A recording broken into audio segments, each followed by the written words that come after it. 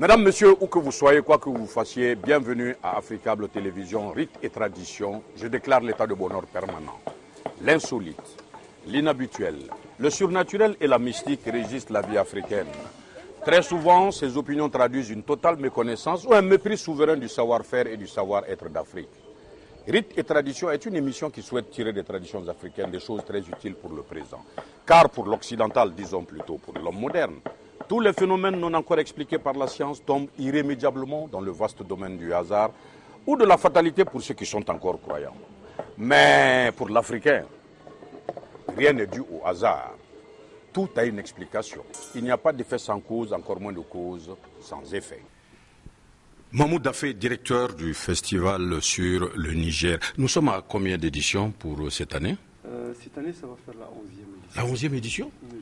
Mais dis donc, M. Dafé, ça fait une somme d'expérience, là. Depuis 11 ans, une somme d'expérience. Est-ce que vous avez pu exporter cette expérience de Ségou sur l'organisation d'un festival? Oui, on peut dire comme ça, parce que depuis quelques années, nous sommes en partenariat, nous travaillons avec quelques festivals au niveau de l'Afrique de l'Ouest. Nous venons de créer un réseau de festivals de l'Afrique de l'Ouest que nous avons appelé les circuits mandingues. Les circuits mandingues, il y a les festivals au Burkina, il y a le Massa, il y a aussi un autre festival ivoirien, Abidjan Festival. Et donc nous essayons de mutualiser nos efforts au niveau technique, mais aussi dans la formation de l'administration des festivals et des projets culturels. Ça, c'est un premier niveau. Un deuxième niveau, nous faisons partie aussi d'autres réseaux à travers le continent. L'Union des cultures pour le développement, qui est basé en Afrique du Sud, mais aussi le réseau Arterial Network, dont moi-même j'ai la charge de coordonner l'Afrique de l'Ouest. Je suis dans le comité de pilotage. Mais aussi, nous sommes dans d'autres réseaux qu'on appelle les réseaux Olencan. Ça, c'est les réseaux avec le festival du Mexique et le festival du Portugal. En fait, il y a un certain nombre de réseaux dans le monde que nous avons intégrés. Et dans tous ces réseaux, nous développons de l'échange entre notre produit culturel et ces pays et ces autres festivals. Mais aussi, nos équipes se transportent lors de ces festivals pour apporter leur expertise, que ce soit en termes de programmation, en termes de formation, que ce soit en termes de billetterie. Et dans les deux sens, c'est profitable et c'est des échanges. Donc ça fait que le tout dernier réseau qu'on vient de créer, c'est la Caravane Culturelle Network avec le festival du Maroc et le festival au désert du Mali. Et là, depuis 2 ans, où nous travaillons sur le projet Caravane culturelle pour la paix. Donc, c'est pour dire que nous sommes véritablement engagés dans les échanges culturels à travers le monde. 11e édition, quel est le thème de cette année? Parce que chaque année, vous prenez un thème qui est en fait le soubassement, le socle même du festival. Cette année, quel sera le thème? Cette année, nous avons 2 thèmes. Le thème principal, celui du colloque de Ségou, ça va être les industries culturelles. Culture et emploi, quelle industrie culturelle pour l'Afrique? Nous avons choisi ce thème parce qu'il est d'actualité. Il est d'actualité parce que les industries culturelles et l'économie de la culture sont aujourd'hui, au XXIe siècle, ce qui fut au XXe siècle les industries. Vous vous rappelez de la révolution industrielle avec l'acier, les fontes et l'acier. Donc c'était c'est des révolutions qui ont fait développer l'économie, les pays industrialisés et tout. Aujourd'hui, dans l'économie des nations développées aujourd'hui, la part de l'économie de la culture est une part significative. Donc nous pensons qu'avec ce thème, nous allons engager des réflexions sur cette problématique. Comment adapter ces industries culturelles dans un contexte malien, bien entendu.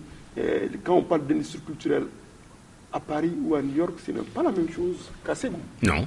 Donc, c'est toutes ces questions que nos chercheurs, nos historiens, nos grands penseurs du continent, comme chaque année, viendront au rendez-vous annuel de Ségou au colloque de Ségou pour dégager des pistes de solutions.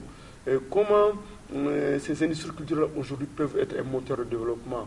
Vous savez, aujourd'hui, les besoins fondamentaux, en tout cas l'un des besoins fondamentaux de notre pays, c'est comment relancer notre économie. Et comment créer des industries, comment créer des emplois décents pour la jeunesse. Et nous pensons, conformément aux autres révolutions du passé, comme la révolution industrielle, qui était basée sur des gisements. Il y avait des gisements de pétrole, des gisements d'acier. Et quand on parle de révolution, il y a toujours un gisement. Et aujourd'hui, dans la culture, notre pays, l'Afrique, regorge des gisements extraordinaires en matière de culture. Donc ceci est extrêmement important.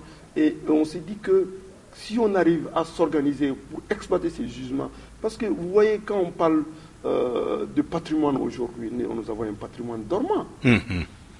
Comment inscrire ce patrimoine dans une dynamique du présent? Trouver une meilleure articulation entre le patrimoine et la création contemporaine. Ça, c'est des questions très actuelles aujourd'hui. Ça a développé, ça a dopé les économies des grands pays. Nous venons de faire les États généraux du Maroc et on a vu la place et le rôle du patrimoine. Et c'est extrêmement important. Donc, c'est des questions essentielles aujourd'hui que les économistes se sont penchés là-dessus pour dégager des pistes de réflexion avec des chiffres aujourd'hui. La part dans les PIB, dans ces pays-là, elle est vraiment élevée, la part de la culture. Et quand on parle d'économie de la culture, il y a les disciplines artistiques classiques, universelles qui sont connues. À commencer par les livres, l'édition, la lecture publique, les spectacles vivants, le théâtre, la danse et autres, les spectacles enregistrés, le cinéma, l'audiovisuel, les créations sonores. Également, il y a les arts appliqués. Les arts appliqués, ça c'est l'architecture, ça c'est la mode. Et voilà. Donc c'est tout cet ensemble-là. Si cet ensemble est judicieusement exploité, mis en valeur, avec un programme cohérent, avec une vision future, et va permettre certainement à aider, en tout cas à contribuer dans la création de l'emploi dans notre pays. Les spécialistes disent qu'autour, je prends l'exemple de la musique, autour d'un artiste musicien, il y a 8 corps de métier. Il y a le créateur, l'artiste lui-même, il y a l'interprète, il y a le manager, il y a le diffuseur, il y a le tour manager, il y a l'auteur du texte, lui n'est pas un chanteur. Donc, dans les pays développés, quand on parle d'industrie culturelle, ces 8 corps de métier autour du musicien ont tous des revenus, payent tous des impôts. Absolument. Alors la question fondamentale va être cette année à Ségou, comment faire en sorte que nous rentrons dans cette industrie culturelle, dans ce concept d'industrie culturelle, que le musicien, parce que chez nous, comme vous le savez, la musique, c'est une fonction sociale. Absolument. Donc comment, entre ce potentiel de fonction sociale de la musique, qui est un peu général au Mali, et vous le savez certainement, les spécialistes et les connaisseurs, les professionnels de la musique sont unanimement d'accord que les musiques du monde, en général, ne sont pas forcément d'origine, mais sont d'origine ou d'influence, en tout cas, africaine. Absolument. Africaine, et l'influence mandingue a été avérée à tous les niveaux. Donc, mais il faut faire très attention. Entre ces gisements, entre ce potentiel et la performance, il y a un gap. Parce que chez nous, très souvent, on dit toujours que oui, le Mali c'est un pays de culture, le Mali, oui. Mais aujourd'hui, la culture, c'est une industrie. Ça demande du temps, ça demande de l'investissement, ça demande de l'intelligence, ça demande des capacités, ça demande des compétences. Vraiment, véritablement. Et quand nous voyageons, nous rencontrons les hommes de culture d'autres pays, c'est des compétences qui arrivent à concevoir, qui sont arrivés à se réinventer, à trouver un modèle gagnant à trouver, comme on l'a dit dans le management, la combinaison victorieuse. Alors, donc, ça, c'est l'aspect colloque. Oui. Oui, mais il y a un deuxième thème, là. Oui, le deuxième thème, tout est lié. Ça, c'est au niveau des rencontres professionnelles. Parce qu'en marge du colloque de Ségou, qui est un colloque international, chaque année, depuis 3 ans maintenant, nous avons le RAP, les rencontres artistiques professionnelles de Ségou. Et ces rencontres artistiques de haut niveau, nous invitons les penseurs, les hommes de culture, les critiques d'art du continent, et même d'ailleurs, à venir réfléchir avec nous sur des questions de fond, sur des questions qui nous permettent vraiment d'aller de l'avant. Parce que la tradition avec le festival de Ségou, c'est un festival utile et de développement. Donc cette rencontre professionnelle cette année, le thème va s'articuler autour de la musique, la culture et le développement social. Et la question fondamentale va être comment la musique peut être un outil de développement social. Comment la culture peut être un outil de développement social. Pourquoi ce thème? Parce qu'aujourd'hui, plus que jamais, nous avons besoin de ce développement social. Vous savez, le choix de développement est un choix de société. Et le développement social, c'est vraiment ce processus-là de développement des structures sociales. Et c'est extrêmement important. Et pour ce faire, il faut promouvoir, développer, valoriser la diversité culturelle, la cohésion sociale, le dialogue interculturel. Moi, je pense qu'aujourd'hui, Magma, c'est ça la question de fond au Mali. Ça va être la petite contribution du colloque de Ségou, du festival de Ségou, de réfléchir pour produire des voies et moyens. Et pour ce faire, nous avons déjà un projet avec des artistes du Mali et les artistes du Nord et les artistes de la sous-région pour des soirées, pour voir comment la musique peut rapprocher les peuples états. Bon, d'édition à édition, quelles sont les innovations cette année? Est-ce que vous allez nous surprendre encore?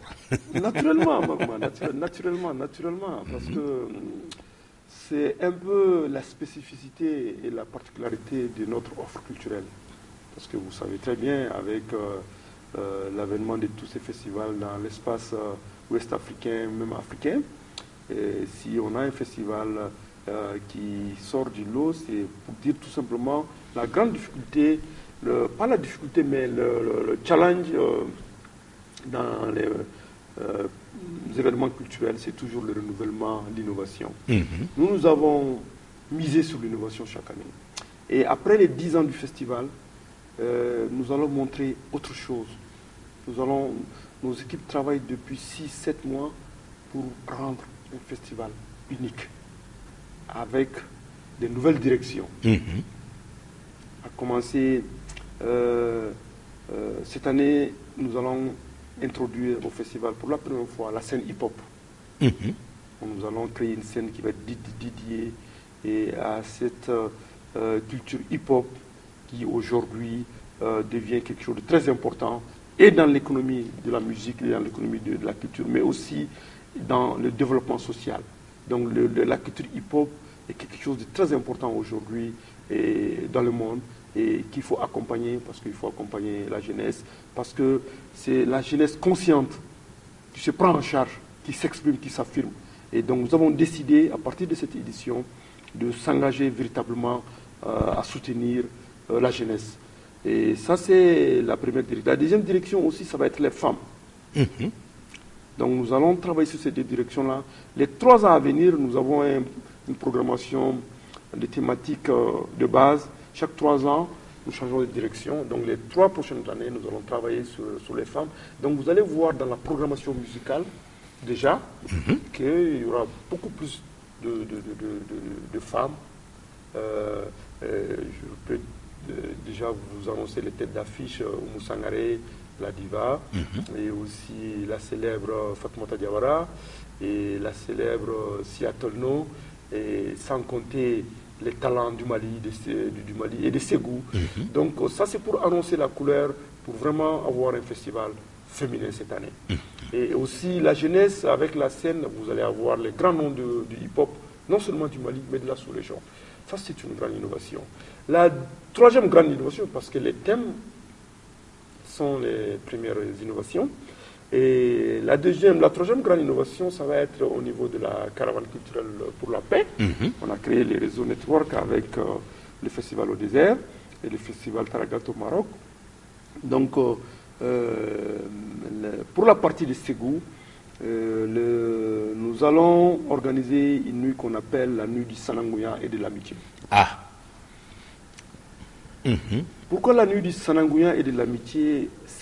La symbolique elle est très forte parce que le Sanangouya chez nous, comme vous le savez, la parenté à plaisanterie, était un élément structurant de notre société. Et notre société, c'était un élément qui faisait la promotion, la concorde, la cohésion sociale, l'entente, et qui célébrait l'amitié et la fraternité entre les familles et entre les régions du Mali. Donc nous pensons que c'est extrêmement important de mettre ce concept de Sanangouya devant. Avec des sketchs, certainement vous serez invité à faire une prestation, et avec des sketchs, donc ça va être un moment. Mais pourquoi l'amitié? Parce que la caravane culturelle pour la paix est née de l'amitié de 3 directeurs de festival. Mani Ansar, le directeur du festival au désert, et les frères Sbaï, Ibrahim et Alim du Maroc. Donc c'est l'amitié, mais aussi faire un clin d'œil à cette grande amitié que les communautés du monde, les communautés internationales ont eu à montrer à l'endroit de notre pays pour aider notre pays à sortir de cette crise-là. C'est extrêmement important. Et cela nous ramène directement dans le concept de la diplomatie culturelle. Nous pensons fortement aujourd'hui que la lance de fer de notre pays aujourd'hui devrait être cette diplomatie culturelle. Parce qu'aujourd'hui, avec tout ce qu'on a comme potentiel, dans tous les pays les plus éloignés du monde, on peut peut-être ne pas connaître les noms des autorités, mais on connaît les noms des acteurs culturels, on connaît les noms des grands artistes, on sait qui c'est Salif Keita, on sait qui c'est Oumou Sangaré.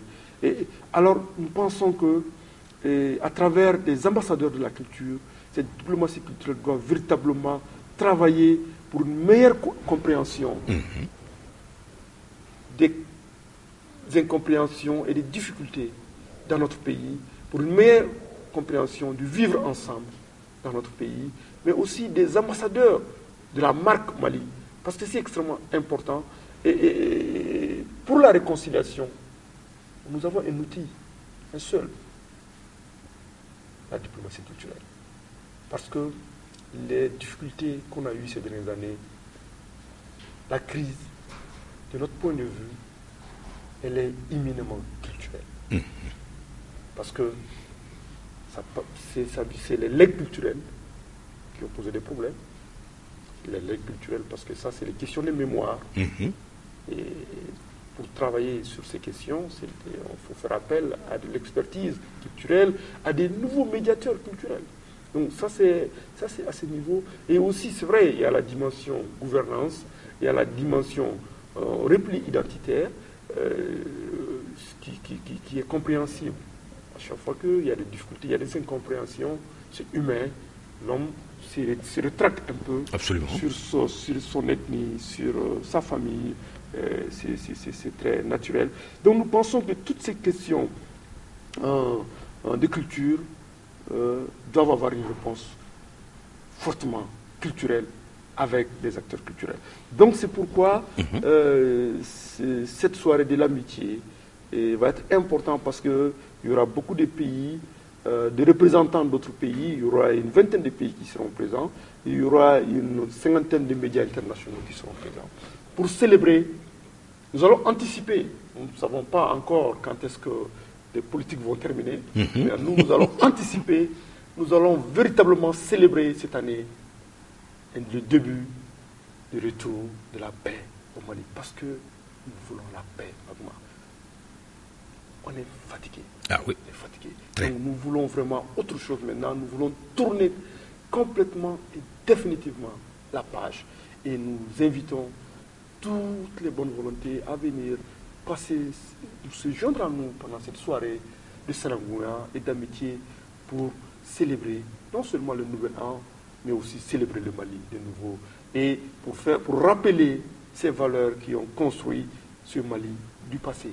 Parce qu'on aime à les dire, on se lève souvent quand on rappelle les valeurs du passé. Mais encore, il faudrait-il créer des conditions optimales pour que ces valeurs puissent continuer à revivre et faciliter le vivre ensemble, faciliter la cohésion. C'est pourquoi cette édition va vraiment s'articuler autour de ces questions fondamentales qui vont aider, qui vont apporter leur contribution dans la reconstruction nationale de notre pays. Dafé Sarakoulé. Oui, le bureau du Sahel. Moi, je suis malinqué. Nous avons la licence de fabrication et d'exportation de Sarakoulé. Ça, je ne savais pas. Est-ce que tu ne te trompes pas par rapport à ça? Alors, je ne vous demanderai pas votre secret, mais quelle est la force du festival sur le Niger de Ségou? La force, c'est l'amitié.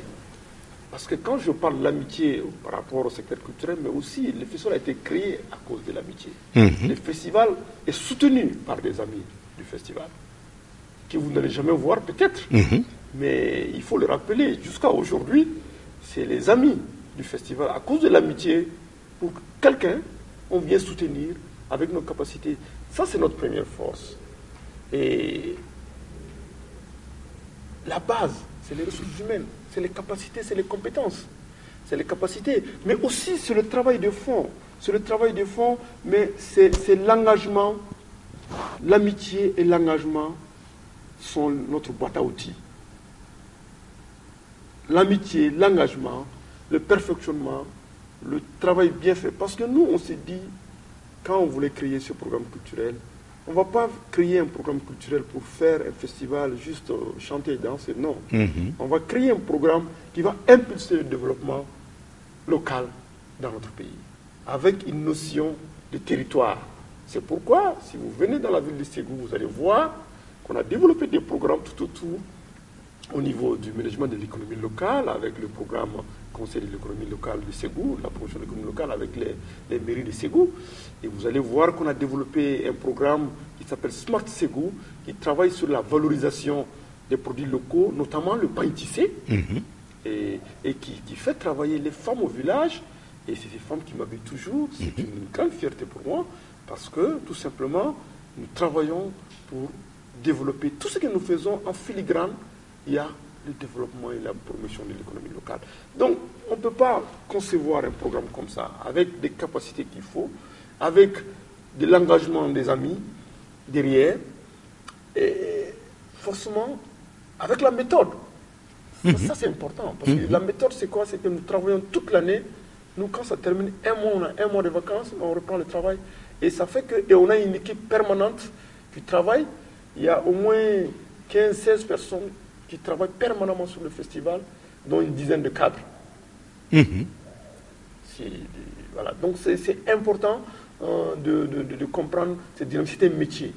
Tantôt je parlais d'industrie culturelle. Donc ce n'est pas un événement, un mois avant on vient, on fait des choses. Non. C'est notre métier. C'est notre métier. Et c'est un métier agréable. J'allais dire, travailler dans ce secteur, personnellement, je considère comme une bénédiction divine. Parce que ça te permet, le penseur a dit, la culture, c'est la voie la plus proche de l'humain à l'humain. Parce que quand tu travailles dans la culture, tu touches à tout. Quand vous voyez les résultats qu'on a eu à enclencher ici, à travers, par exemple, le jumelage Ségou-Richmond, c'est extraordinaire. C'est devenu aujourd'hui un programme de développement pour la région de Ségou. Et quand vous voyez les programmes partenaires pour le développement de l'économie locale, le CEPEL et Smart Ségou aujourd'hui, qui travaillent, donc c'est extrêmement important. Donc pour dire tout simplement que, aussi, il faut le dire pour terminer, que les dieux du fleuve, de Ségou, du Djoliba, sont avec nous. Le festival de Ségou, c'est l'engagement de la commune, des communes de Pelengana et de Sébougou. Donc le festival de Ségou, c'est le gouvernorat de Ségou. Parce que chaque année, quand on commence, comme un seul homme, et c'est le conseil régional de Ségou. Donc c'est pour dire tout simplement, il y a une conjonction de facteurs qui fait que ce festival marche. Et pour terminer, la bénédiction et l'accompagnement des plus hautes autorités aussi, qui n'a jamais fait défaut à ce festival. Ne serait-ce qu'en penser, pas de l'argent, mais il y a cet appui politique aussi qui a permis au festival de se hisser au rang de deuxième ou troisième festival au niveau africain. Merci beaucoup, M. Daffé. Vous m'avez conforté dans mon opinion et dans le secret que j'avais pour votre festival. C'est qu'il s'est construit autour des amis, il est construit autour des Maliens d'abord. C'est surtout sa force. Ouais. C'est surtout ça. Parce que les autres festivals, quand les étrangers ne sont pas là, pratiquement, on ne sent pas de festival. Mais au festival de Ségou, c'est des gens qui viennent de Gao, c'est des gens qui viennent de Mopti, des gens qui viennent de Caille, il y a des gens qui viennent de Ségou, même ville, il y a des gens... C'est un lieu de rencontre de tous les Maliens à Ségou pendant cette période-là. C'est surtout ça votre force. Mais c'est la condition première pour la réussite d'un festival. Merci beaucoup. Un festival, c'est un village en fait, par définition. Si le village n'est pas en fait... Si l'une des clés de réussite, c'est l'appropriation et l'implication de la jeunesse locale, de la population locale, des acteurs locaux. Ça, c'est la première clé. Si ils ne sont pas impliqués, il n'y a pas de festival. Voilà. Merci beaucoup. Je vous remercie. Mesdames, Messieurs, merci pour votre fidélité à Africable Télévision, la première panafricaine. Je suis cependant au grand regret de devoir vous annoncer cette désagréable nouvelle. Et oui, c'est tout pour rite et tradition aujourd'hui. Mais n'ayons pas peur de le dire et surtout, n'ayons pas honte de le reconnaître. Les intellectuels africains ont décroché tous les titres universitaires en vue d'Afrique, d'Amérique, d'Asie et d'Europe. Malheureusement, ils demeurent encore et toujours des analphabètes culturels à l'entrée du vestibule de la mémoire perdue de nos ancêtres. Comment alors promouvoir ce que l'on ignore? Chauves-souris, ils sont d'Afrique, mais surtout d'ailleurs. La bouche noire, le ventre à Paris, la tête en Amérique, les yeux en Asie. C'est pourquoi, mesdames, messieurs, prenez soin de vous, car chaque émission à rite et tradition est un questionnement. Ce que l'on apprend de la culture d'autrui, vaut-il ce que l'on oublie de soi? Fils et filles d'Afrique, il ne s'agira pas pour nous d'effectuer un retour aux sources. Oh que non! Il nous appartiendra d'examiner l'état de notre conscience afin de faire recours à nos traditions, car il ne saurait y avoir de développement économique, social et politique sans un rayonnement culturel adéquat. Convaincu que nul ne viendra construire l'Afrique à la place des Africains, que la force culturelle soit avec vous. Ciao, à la joie de vous retrouver la semaine prochaine et que votre semaine soit merveilleuse sur Africable Télévision.